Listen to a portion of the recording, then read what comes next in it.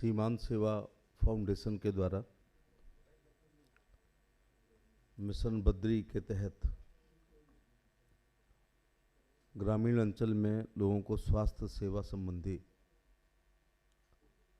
क्या परेशानी है और क्या सुविधा दी जा सकती है, और डॉक्टर पद्मा और उनकी टीम ने क्या किया हिमाचल में और उत्तराखंड में क्या करने का विचार है, उस पर आयोजित इस कार्यक्रम में doctor Padma Srivastava ji, doctor OP Yadav ji, doctor Harvansh Chaturvedi, मुझे लगता है मेरे शहर से वास्ता है आपका, श्री दुर्गेश पंत जी, श्रीमती गीता ठाकुर, नरेंद्र लड़वाल साहब, कैलाश जी, हरीश भट्ट जी, सभागार में उपस्थित देवियों एवं सज्जनों, मेरे से मेडिकल साइंस के शब्दों में कोई उपदेश की अपेक्षा ना करें, चूँकि मैं हेल्थ मिनिस्टर नहीं हूँ और फाइनेंस मिनिस्टर नहीं हूँ, तो पैसे की भी उम्मीद ना करें। आपके इस मिशन में कोई कानून आड़े आ रहा हो तो उसको थोड़ा सरलीकरण कर देंगे लोगों के हित में। डॉक्टर यादव को जब सुन रहे थे उतना ही उन्होंने डराया जितना अखिलेश यादव की सरकार में यूपी में हम लोग डरते थे।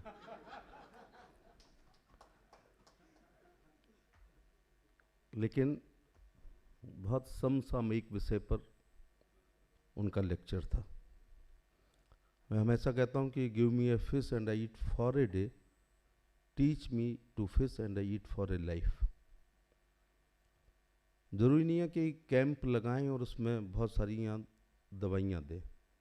मुझे लगता है कि एम्स के लोग जो जाकर के समझाएंगे तो घर का जोगी जोगना आन गाँव का सिद्ध, आप जाएंगे तो आपकी बात को लोग मानेंगे।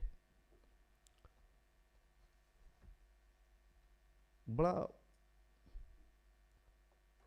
प्रमुख सेक्टर है ये, और जितना पिछड़ा पहाड़ी दुर्गम इलाका है वहाँ हमारी जिम्मेदारी और भी बढ़ जाती है। आपने हिमाचल में किया, माननीय मुख्यमंत्री जी ने आपको उत्तराखंड के लिए अनुरोध किया है। मेरे मुख्यमंत्री यहाँ नहीं हैं, लेकिन उनके बिहाफ पर मैं कहना चाहूँगा कि देश का रास्ता यूपी से होकर गुजरता है और दिल्ली का रास्ता भी, चाहे वो राजनीतिक हो। अपने आप में हम 7वां देश हैं। उत्तराखंड छोटा भाई है और मैं तो उसको राज्य ही नहीं मानता, मैं निजी तौर से, क्योंकि मैं जब यूपी में यूथ ब्रिगेड का अध्यक्ष था तो वो यूपी थी।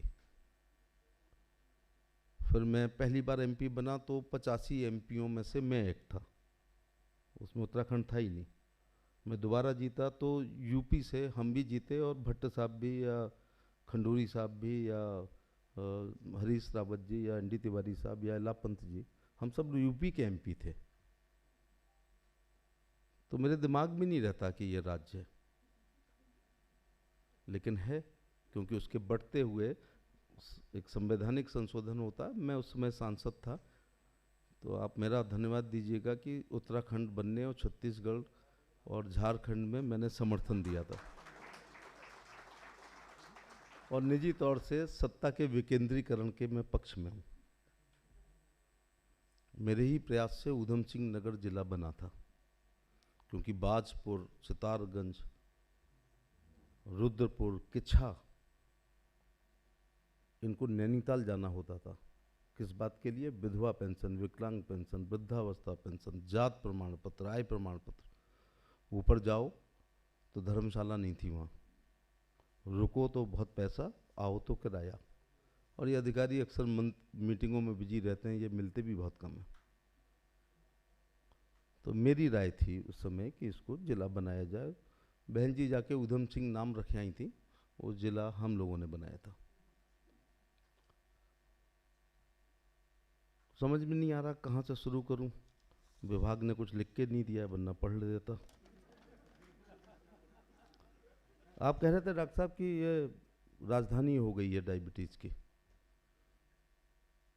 आपने हिडन वालों की गिनती की है क्या?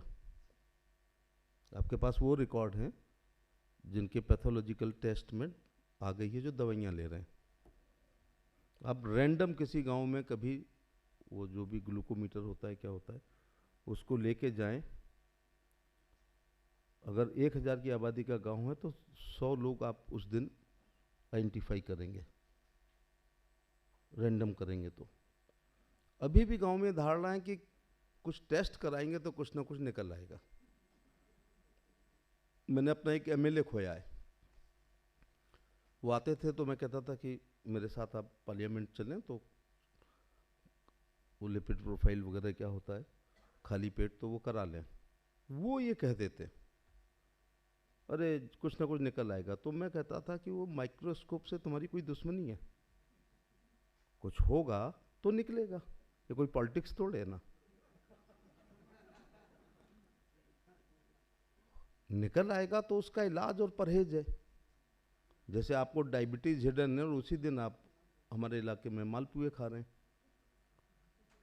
ये नुकसानदायक है। तो मुझे लगता है स्थिति और भी बदतर है। जो लोग कहते हैं ना, अरे ये तुम बड़े लोगों को बीमारी है, हम तो किसान हैं, मैं गलतफहमी दूर कर देता हूँ किसानों की। आप किसान नहीं हैं, आजकल आप जूनियर इंजीनियर हैं। अगर आप पे 10 बीघे ज़मीन है तो आप जेई हैं, आप पे 25 बीघे हैं तो आप एग्रीकल्चर के एई हैं, आप पे 50 बीघे हैं तो आप एक्सीएन हैं। क्योंकि आप ये याद करिए कि आखिरी बार फावड़ा आपने कब चलाया था जिससे पसीना निकला था। एक गांव में एक गली से दूसरी गली में मोटरसाइकिल से जाते हैं, अव्वल तो जाते ही नहीं है, फ़ोन पे बात कर लेते हैं। जब फ़ोन नहीं मिलता है तो फटफटिया से जाते हैं गांव में। और ये सारे लोग खेतों को देखने जाते हैं मोटरसाइकिल से या कार से। मालूम खेती कौन कर रहा है? भूमिहीन और भवनहीन मजदूर कर रहा है, बाकी सब मेटगिरी कर रहे हैं। इसलिए उनके दिमाग में है कि ये बड़े लोगों की बीमारी नहीं है, ये एक दिन मुझे लगता है कि हेरिडिटरी का कुछ इसमें रोल है। दूसरा इरेगुलर लाइफ जिनकी है। तीसरा खाना वाना टाइम पे नहीं है। और मुझे तो समझ में आ रहा है, मैं डॉक्टर नहीं हूँ, कि मेरा शरीर ये कहता है कि टेंशन से सबसे ज़्यादा ये बूस्ट करती है। मुझे तो नेताओं ने दे दी है टिकट विकट का खतरा दिखा के, उसी समय हुई है। दो प्रकार के लोग हैं। एक वो कहते हैं कि पाल ले कोई शौक नादा जिंदगी के वास्ते, सिर्फ सेहत के सहारे जिंदगी कटती नहीं। दूसरे लोग हैं, उनकी संख्या कम है, जो बहुत अपने स्वास्थ्य के प्रति जागरूक रहते हैं। लेकिन जो देहात का है, चाहे वो एमपी हो जाए चाहे मंत्री हो जाए, वो बड़ा रफ टफ होता है। हम 1-2 दिन बीमारी को तो नोटिस में नहीं लेते हैं, फिर 1-2 दिन बाद चाय में तुलसी डाल के अपने जुकाम को ठीक करते हैं। फिर वास्तव में काढ़ा पी के ठीक करते थे, जो आजकल कोरोना ने आप लोगों का काढ़ा बना दिया एलीट क्लास की। अदरवाइज वो हम गरीबों का ही था। तो मेडिकल साइंस बड़ी गजब की है, बहुत लिमिटेड है और बहुत ब्रॉड है। मैं पहले पुलिस में नौकरी करता था। एक बार घर आया छुट्टी पे, तो मेरी जेब में से मेरा ट्यूबवेल ऑपरेटर जो 8वीं फेल था, वो पैसे चुरा के भाग गया। ताज्जुब तो तब है, वो उसका नाम था हम तो राम नारायणा कहते थे, राम नारायण धीमर। 3 महीने बाद वो लौटा डॉक्टर RN कश्यप बन के। राम नारायणा होता तो प्रैक्टिस नहीं चलेगी, तो RN हो गया और धीमर से कश्यप हो गया। हमारे 20 किलोमीटर दूर एक टेढ़वा याकूबपुर है, वहाँ भी जिसके यहाँ उसने ये सीखा, हो सकता वो भी MBBS नहीं रहा होगा। तो ज़्यादातर क्या होता है, सर्दी जुकाम बुखार दस्त, वो जो पुड़ियाँ बनती थी उसको वो देखता रहता था। लौट के उसने एक मेज़ और एक कुर्सी और एक आला स्टेथोस्कोप लेकर के नीली पीली कुछ गोलियाँ खुली रख कर के प्रैक्टिस की। दुनिया मूर्ख बना देता तो मुझे दुख नहीं था, हमारे गांव को भी जाने लगे उस पर मरीज। मेरी बेटी जब 2 साल कोटा में 16 घंटे पढ़ी है, तब जाके नीट में सिलेक्शन हुआ। फिर 10-12 घंटे पढ़ी होगी तो पास हुई होगी, फिर 15-16 घंटे पढ़ी तब उसका पीजी में हुआ। और अभी मैं उससे दवाई नहीं लेता हूँ, वो ENT सर्जन है। मैं कहता हूँ नहीं भाई, अभी मैं अपने शरीर पर ये प्रयोग नहीं करूँगा। तो मैं डॉक्टर भट्टाचार्य हैं बहुत सीनियर रेसन, तो उनसे लेता हूँ। मेरा बेटा भी यहाँ बैठा है, GSVM से अभी अभी MBS की है। अभी इनकी भी मैं कोई सलाह नहीं मानता हूँ। तो मैं अभी अपनी बेटी से, जो SN मेडिकल कॉलेज में असिस्टेंट प्रोफेसर है, उससे सच में दवाई नहीं ले रहा हूँ, क्योंकि नहीं बेटा अभी तजुर्बा करो। और ये कौन से हैं, RN कश्यप के यहाँ जो जाते हैं। तो एक दिन मैं फिर छुट्टी पाया, तो वहाँ से निकल रहा था, तो स्टूल पे उसका मरीज बैठा था और वो स्टेथोस्कोप से उसकी खोपड़ी देख रहा था। फिर उसने खोपड़ी देखी, फिर हाथ देखा, फिर घुटना देखा, फिर पैर देखा। ताज्जुब तो तब हुआ कि जीभ खुलवा के भी उसने स्टेथोस्कोप रखा। और मज़ेदार बात ये देखो कि वो मरीज ये कह रहा था कि डॉक्टर सुभाष त्रिपाठी, वो MBBS हैं, 50 रुपये लेते हैं और खाली सीना देखते हैं, और इनने 10 रुपये में हमारा पूरा शरीर चेकअप कर लो। तो मूर्ख लोग रहेंगे तब तक बुद्धिमान लोग राज करेंगे। मुझे तो लगता मूर्ख को मूर्ख ही राज कर रहा था। बाद में वो खुद ही कोई अपने इलाज करते हुए खुद ही मर गए। भगवान की कृपा है, ज़्यादा लोगों को मार के नहीं मरे वो।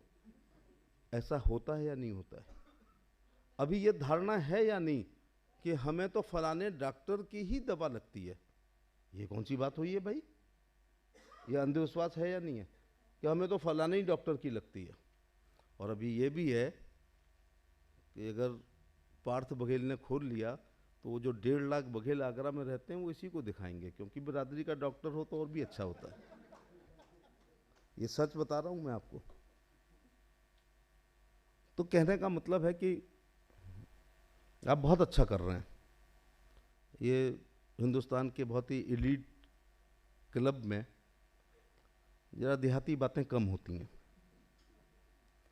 यहाँ से एक माइंड सेट करके जाइएगा कि इस देश में 130 करोड़ की आबादी में 80 करोड़, बहुत बड़ी संख्या है, 5 किलो गेहूं और चावल निःशुल्क लेने के लिए 44 डिग्री टेम्परेचर में लाइन लगाए हुए हैं। थोड़ा गंभीर हो जाइए। मात्र 12,000 का शौचालय के लिए प्रधान का चक्कर काटते हैं। आपके मोबाइल में 10-12 शौचालय बन जाएंगे। एक आध में LB का पर्स भी देख रहा हूं यहाँ पर। इतने में प्रधानमंत्री ग्रामीण आवास 1,20,000 का मकान मिलता है। मिलता नहीं है, वो इतने खुश होते हैं कि कम से कम 15-20 महिलाओं ने, जब मैं उनके गांव गया तो कुछ नहीं होता तो बतासे मेरे मुंह में ठूस देती हैं खुशी के मारे। तब हमारी भट्ट साहब, जिम्मेदारी केवल एक हरीश भट्ट से काम नहीं चलेगा, ऐसे बहुत लोगों को करना पड़ेगा सोशल रिस्पॉन्सिबिलिटी की तहत।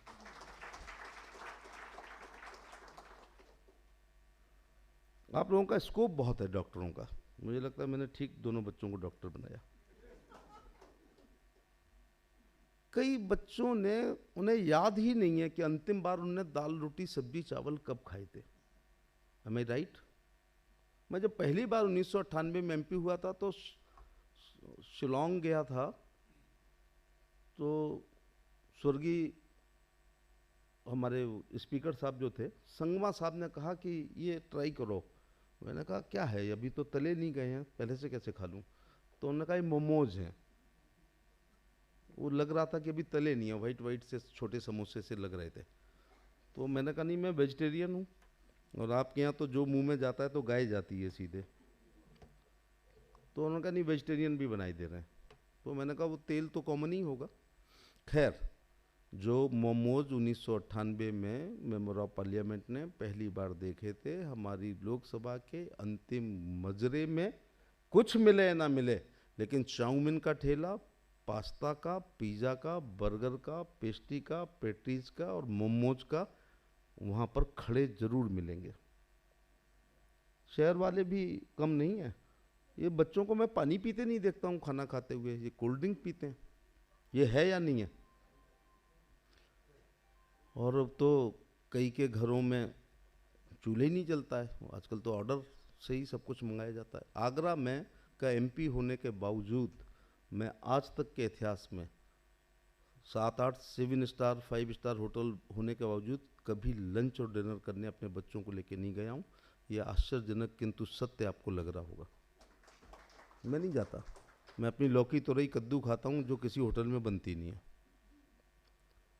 तो मैं विषय पे फिर आ रहा हूँ।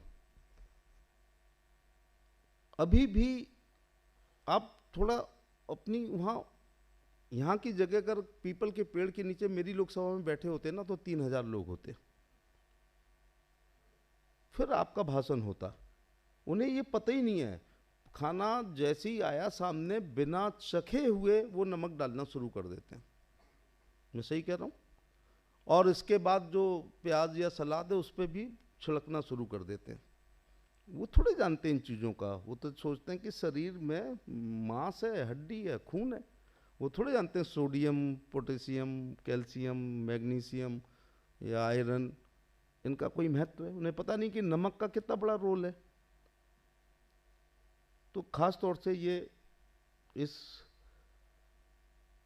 जानकारी न होने से मैंने अपना भाई 54 साल में खोया है।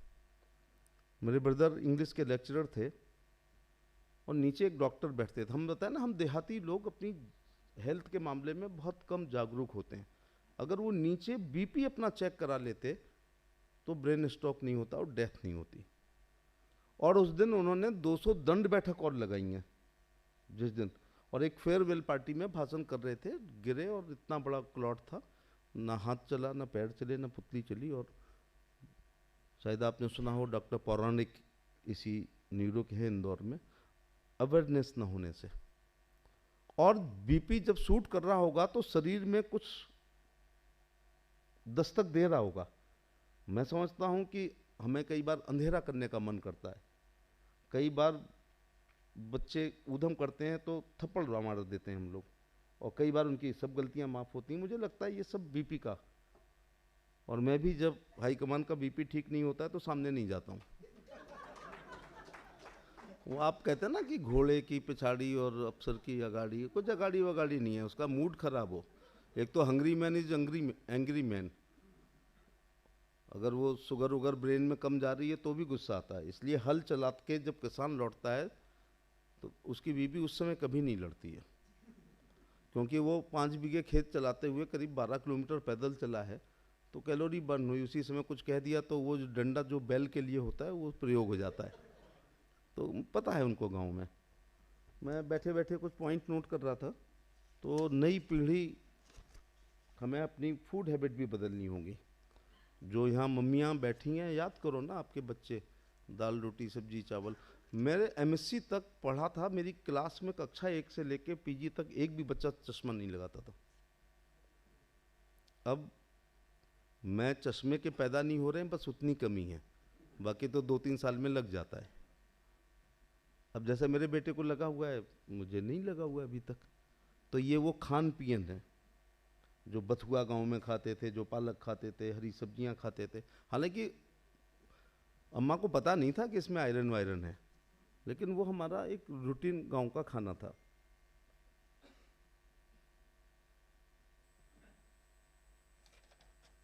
तो मुझे तो रोज एक शेर पढ़ना पड़ता है जब खाना सामने होता है।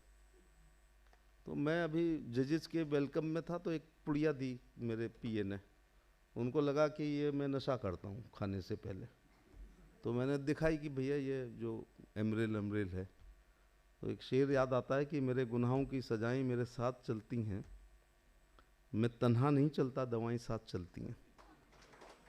तो आजकल मैं ही अकेला तन्हा नहीं चल रहा हूँ, इस सभागार में भी आधे लोग बैठे हैं जिनके साथ दवाएं चलती हैं।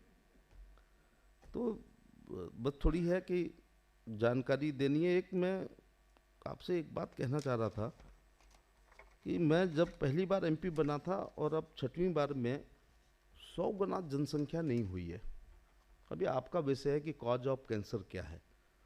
तो 10 दिन में 98 की बात है। मैडम आपसे भी मैं 25 जुलाई 1999 को मिला था आपसे।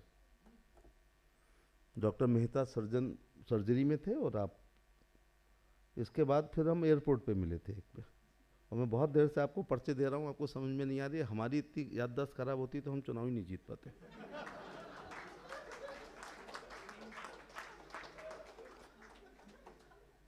तो एक मरीज आया, नहीं एक आदमी आया, उसने कहा मुझे कैंसर है। मैं खड़ा हो गया डर के मारे। कैंसर और कत्ल 302 ये सुखा देता है आदमी को। और आजकल इनकम टैक्स के छापे और ईडी। तो मैंने उससे कहा कि यार कैंसर हो गया, तुम्हारी जान बचानी है, और ये मेरी सड़क, स्कूल, बिजली, पानी, नाली, खरंजा, फाइनल रिपोर्ट, चार्जशीट, बंदूक का लाइसेंस, या आप लोगों के यहाँ शादी ब्याह, 13वीं भागवत कथा, रसिया दंगल, कब्बाली करता हूँ, लेकिन मेरी पहली प्रायोरिटी है आदमी की ज़िंदगी को बचाना, अगर बचा सकते हैं, ये ह्यूमन लाइफ। क्योंकि विदेश में व्हेल मछली पानी के बाहर आ जाती है तो सारे लोग लग जाते हैं उसको पानी में ढकेलने में। तो ये झोला छापों का तो प्रयोग किसी के शरीर पे होना नहीं चाहिए।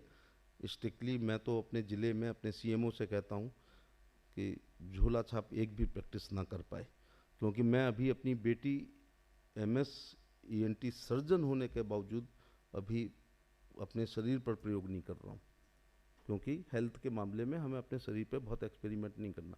तो मैंने उससे कहा कि 3 विकल्प हैं। एक तो ये है कि मैं सुबह एपी से जाऊँगा तो एसी फर्स्ट के आगे मिलना, या निजामुद्दीन पर मिलना, या एम्स के गेट पे मिलना। तो मुझे लग रहा था उसको तीनों चीज़ें अच्छी नहीं लग रही थी। तो मैंने कहा फिर मेरे घर आ जाना, मेरे साथ चलना। तो उसको ये विकल्प अच्छा लगा। तो मैं उसको लेके एम्स पर गया तो मेडिकल सुप्रिटेंडेंट से कहा कि मैं मेंबर ऑफ पार्लियामेंट हूँ, ज़रा इनका पर्चा वर्चा बनाइए। तो उसने कहा क्या नाम है? तो मैंने उसी के सामने कहा उस लड़के से, क्या नाम है तुम्हारा? तो उसने कहा आप एमपी हो या नहीं हो? हमारी ज़िंदगी में कोई ऐसा नहीं आया है अपने नीरेस्ट डीरेस्ट या रिश्तेदार के लिए आता है, आपको नाम तक नहीं पता। मैंने कहा नाम पूछना कहाँ ज़रूरी है? तो उसने कहा हमारी लाइफ में पहली बार कोई आया है जो एक अज्ञात व्यक्ति के लिए आया है। जब एमपी चला जाता है तो काम जरूर होता है, चिट्ठियों पे तो आप लोग बहुत कम ध्यान देते हैं। मेरा कहने का मतलब है, फिर मुझे महीने में एक मरीज आता था, फिर महीने में 4 आने लगे जब मैं दोबारा जीता, फिर महीने में 30 आने लगे जब चौथी 5, और अब मेरे जीवन का कोई दिन नहीं है जब मैं सो के उठता हूँ तो कैंसर के 10 मरीज कम से कम मेरे घर पे होते हैं। ये अलग बात है कि शायद हो सकता है मेरे यहाँ ज़्यादा लोग आते हों, 11 लोकसभाएँ मेरे से मिलने आती हैं, 10 नहीं हो सकती हैं, 12 हो सकती हैं। 11 लोकसभा के लोग मेरे से काम लेते हैं। लेकिन कैंसर और ये आपका जो हार्ट अटैक वाला, कोलेस्ट्रॉल का, ये मरीज़ तो बहुत आते हैं। तो कहने का मतलब है अब इसके कारणों पे जाना पड़ेगा। अब शराब एक कारण है, लेकिन देहात में महिलाएं पीती नहीं हैं। अगर धूम्रपान कारण है, हमारी गांव की बहुत सी महिलाएं बिल्कुल नहीं पीती हैं। अगर प्रदूषण एक कारण है तो गांव में बिल्कुल नहीं है, बहुत ही शानदार वातावरण है, महिलाओं को बहुत हो रहा है। अब मैं उसके कारणों पे नहीं जाऊंगा, लेकिन टूटी हुई शादी का केस, भागी हुई लड़की का बाप और कैंसर का मरीज, ये आना ही आना है। इसके बिना तो मेरी दिनचर्या ही नहीं पूरी होती है। और आपको जाना हो तो किसी दिन परिवार न्यायालय के सामने से गुजर जाना दिल्ली में, तो अपने आप समझ में आ जाएगा केस कितने चल रहे हैं। खैर, बहुत धन्यवाद मैं देना चाहूँगा कि आपने बहुत महत्वपूर्ण विषय पर, वो जो गोल्डन पीरियड की आप बात कर रहे थे, गोल्डन टाइम, मैं 18 घंटे मूवमेंट करता हूँ तो मुझे बहुत केस मिलते हैं, लेकिन मैं पहला आदमी नहीं होता हूँ एक्सीडेंट के बाद। कई बार मैं आधे घंटे बाद होता हूँ, कभी बार 40 मिनट, कई बार 10 मिनट। मैंने आज तक किसी को अपने इलाके में आएंगे, ब्रेक लगाएंगे, देखेंगे आदमी को, जैसे कोई कुत्ता मरा पड़ा हो या कुचला हुआ हो, चले जाएंगे। यहाँ उनको दिमाग में यह है कि पुलिस ब्रॉड बाई लिखेगी, फिर वो उसका मुकदमा चलेगा, फिर वो मुआवजा मांगेगा, तो उसको गवाही के लिए सम्मन आएगा, वो बाई द वे बिजी है तो दोबारा सम्मन आएगा, त्यौहार आएगा, फिर बेलेबिल आएगा, बेलेबिल आएगा, फिर नॉन बेलेबिल आएगा। तो जो मरीज को लेके गया, घायल को, उसको किसी दिन जेल जाना पड़ेगा, क्योंकि हमारी अदालत का तरीका है कि आपको एविडेंस माना होगा तो सम्मन सम्मन सम्मन, बेलेबिल बेलेबिल बेलेबिल, फिर नॉन बेलेबिल आएगा। तो इसलिए लोग, तो अब तो शायद सुप्रीम कोर्ट ने कुछ कह दिया है, लेकिन मैंने अपने इलाके में कह रखा है कि आप अपने बीट कांस्टेबल से लिखवाओ, क्योंकि मैं जहाँ खड़ा हूँ यहाँ पर भी ये थाने का कोई ना कोई बीट होगा और लिखत पढ़त में कोई कांस्टेबल यहाँ का बीट कांस्टेबल होगा। उसका ये काम है कि वो लिखवाए, उसकी अनुपस्थिति में जनता मदद कर रही है। ऐसे अपने जीवन में 200-300 लोगों को मैं जो है सब काम को छोड़ के ले जाता हूँ, लेकिन ये अवेयरनेस। दूसरा भाई, ये भी आपको सेमिनार में बताना पड़ेगा कि ब्लड डोनेशन से कोई ज़्यादा नुकसान नहीं होता है। वो ठीक है, बीमार नहीं होने चाहिए, इस उम्र से ज़्यादा नहीं होना चाहिए, एनीमिक नहीं होना चाहिए। एक एक्सीडेंट मैंने देखा तो मैंने तुरंत रुका। मैं जा रहा था एक शादी में, मैंने कहा शादी छोड़ो तो अस्पताल चलते हैं, जलेसर में एक महानमई गांव में। तो जो घायल था उसको डाला, कहा माँ बाप और भाई तुरंत बैठो, कुछ पैसे डाल लो। और मैंने सब काम छोड़ के, और अब वो मेरे को लग रहा था रास्ते में मरेगा। तो एक हमारा एमएलए, वो भी एमबीबीएस बाद में एमएलए हुए। तो दो रास्ते थे, सीधे पे मुझे कोई हेल्प नहीं मिल रही थी। थोड़ा 10 किलोमीटर पे मैंने कहा डॉक्टर साहब, मैं नहीं जानता लेकिन मेरा पूरे कपड़े ब्लड से हो गए हैं, उस डेका वेका ड्रोन जो भी होता हो, प्लीज़ सड़क पे खड़े मिलो, इसको आगरा तक ले जाना है। आगरा में फ़ोन किया कि मैं नहीं जानता इसकी रेडियो टूटी है या अन्ना टूटी है या एटलस टूटी है, लेकिन आप लोग पूरा ऑपरेशन की तैयारी करो। थोड़ी मेरी चलती है उस शहर में, धमक है, तो वो सब तैयारी थी। मैं जब पहुंचा तो उन्होंने कहा नहीं सब तैयारी है। मैंने कहा रॉड वॉड कौन सी पढ़नी है, हर हर साइज़ की लेके रखना, क्योंकि मैं मेडिकल साइंस नहीं जानता। लास्ट में उन्होंने कहा नहीं साहब इसको ब्लड की ज़रूरत है। मैंने क्या दिक्कत है, माँ है, बाप है और भाई है, जाकर जाओ समर्पण में दे के आओ, अपना दे के आओ, जो इसका ग्रुप है वो लेके आओ। सगी माँ ने कहा कि मुझे तो टाइफाइड हुआ था 2 साल पहले, मेरे शरीर में कहाँ खून है। बाप ने कहा मैं छत से गिर गया था साल भर पहले, तो मेरा तो सारा बह गया। ऐसी भाई ने कुछ कहा, मुझे याद नहीं आ रहा। तो मैंने कहा साले तुम पर रिसर्च होनी चाहिए, बिना खून के तुम जिंदा कैसे हो। और मेरे को जेड सिक्योरिटी थी, लेकिन मैंने कहा कोई नहीं देगा जो अपनी हेल्प नहीं कर रहा। ये धारणा है, ये धारणा है। और एक धर्म विशेष को तो ये धारणा है कि जब तक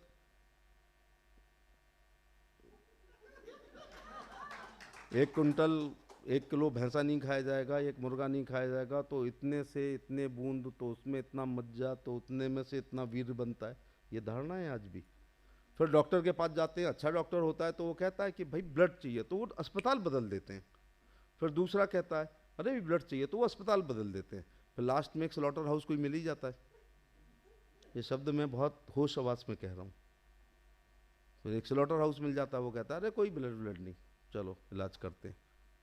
अगर क्वालिफाइड सही डॉक्टर होगा, मिशनरी होगा, प्रोफेशन वाला नहीं होगा, तो वो तो ब्लड मांगेगा ही। तो अभी 80 करोड़ हमेशा याद रखा करो, 12,000 का शौचालय याद रखा करो, 1,20,000 रखा, 5 लाख का आयुष्मान कार्ड रखा। इसमें ये जो 80 करोड़ लोग हैं, ये राशन कार्ड वाले बहुत शिक्षित लोग नहीं हैं, तो इनको बताना भी हमें पड़ेगा कि ब्लड हमें डोनेट। मैं परसों नरसों मेरा जन्म दिवस था, मैं उत्तराखंड में था, मेरी अनुपस्थिति में जो है उतने साल का जितना हो गया, चलो बता दें हम कोई महिला थोड़े, 62 लोगों ने खून दिया, 62 हमने पेड़ लगाए, 62 साड़ियाँ दी। और ये मेरा बेटा बैठा इस दिन, एक दिन कहा कि पापा एक काम कर सकते हो क्या, क्या सुबह 6:30 बजे आप एक ब्लड बैंक खुलवा सकते हो, फ़ोन कर सकते हो। तो मैंने क्या हुआ, इसने कहा मेरी 7:30 पर ट्रेन है, मैं वैसे ही दे के लखनऊ जाना चाहता हूँ। मैं तारीफ करने के लिए नहीं खड़ा हूँ, नई पीढ़ी से थोड़ी उम्मीद है, बाकी बहुत। तो ये भी प्लीज़ कोई डॉक्यूमेंट्री आप बना के अगर मुझे दे दोगे, तो मैं रोज़ गांव जाता हूँ, वो मैं बताऊंगा कि इससे कोई नुकसान नहीं होता है। और अगर ये अगर रोज़ बन रहा होता तो आँख नाक कान से निकला करता। मैं नहीं जानता बाकी चीज़ें, लेकिन अगर आप बता देंगे तो मेरे से अच्छा कोई समझाने वाला, क्योंकि मैं रोज़ गाँव में जाता हूँ, तो ये बातें मैं वहाँ बता भी सकता हूँ। तो ये सब चीज़ें हैं।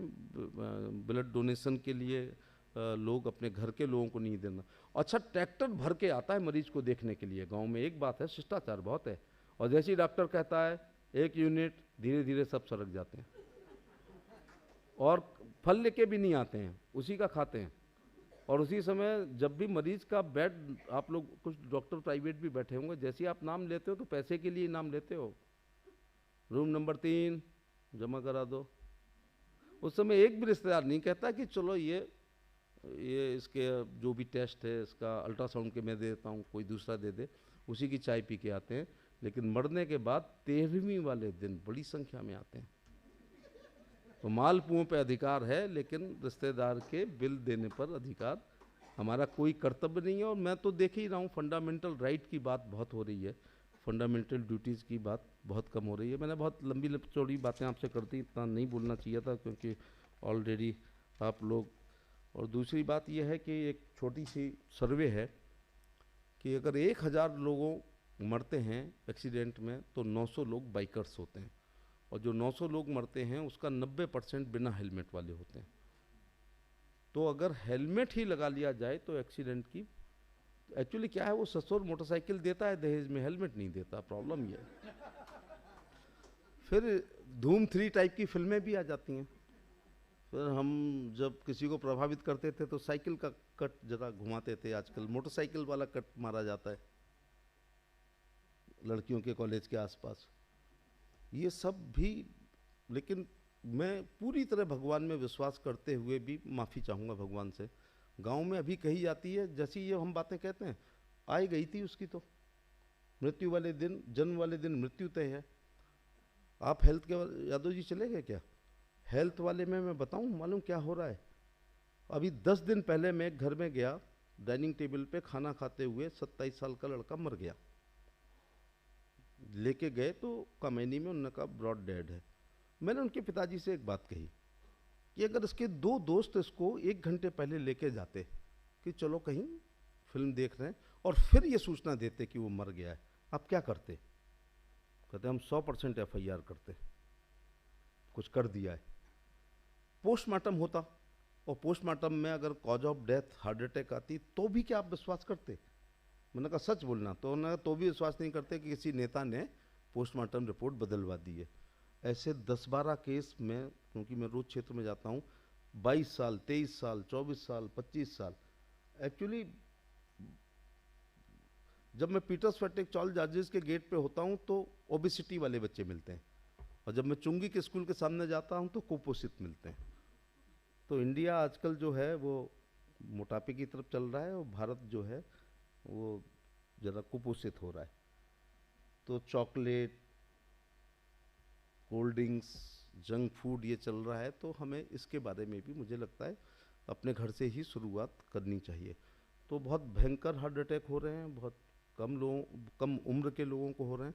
और मैंने बहुत लंबी बात आपसे कह दी, लेकिन मैं भट्ट जी का आभार प्रकट करना चाहूँगा कि वो बहुत ही एक दुर्गम मार्ग है वहाँ पर। ND तिवारी साहब कह रहे थे कि वो अखबार पढ़ने के लिए 5 किलोमीटर ऊपर सड़क पे आते थे, एक चाय की दुकान पर अखबार आता था। बहुत कठिन, उत्तराखंड की लाइफ बहुत कठिन है, और ऐसे में स्वास्थ्य सेवाओं के लिए आप लोग आगे आ रहे हैं, मेंटोर बन के पद्मा जी ने काम किया। मैं आगरा की तरफ से भी पीली चिट्ठी लेके आया हूँ, मैं आगरा का सांसद हूँ, तो वहाँ पर भी कुछ अगर इस प्रकार की आपकी सहायता हो जाएगी तो मैं निजी तौर से आपका अनुग्रहित रहूँगा। बहुत बहुत धन्यवाद।